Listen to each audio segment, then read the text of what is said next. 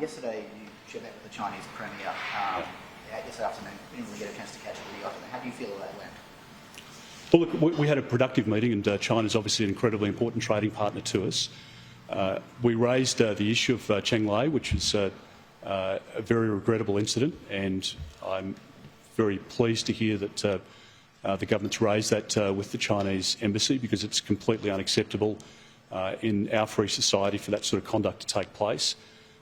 I do want to point out that the Prime Minister clearly misled the Australian people yesterday when he got up and did a press conference and said that he heard nothing of it. He didn't understand what the question was or didn't know anything about it.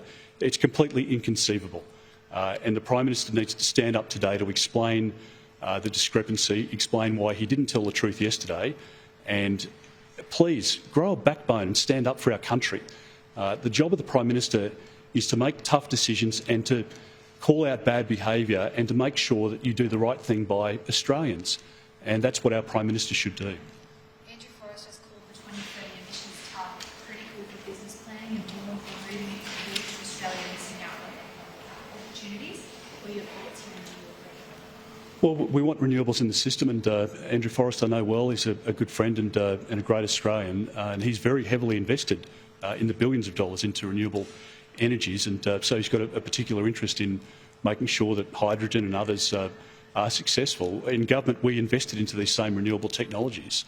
I want to make sure that we've got renewables in the system. I'm happy for batteries, but we can't pretend that batteries can provide the storage, because at the moment we know the latest technology, battery, can store power for about 2 hours. We know that pumped hydro is difficult. We know that hydro is great, but there are limited opportunities for where you can use hydro. And we need to make sure that as we decarbonise and as the economy transitions, that we have to do it in a sensible way. And of the G20, the biggest economies in the world, Australia is one of those 20. And we're the only one that has a ban on nuclear power, and we're the only one that isn't utilising a cheaper, reliable, greener, zero-emissions, latest generation nuclear technology.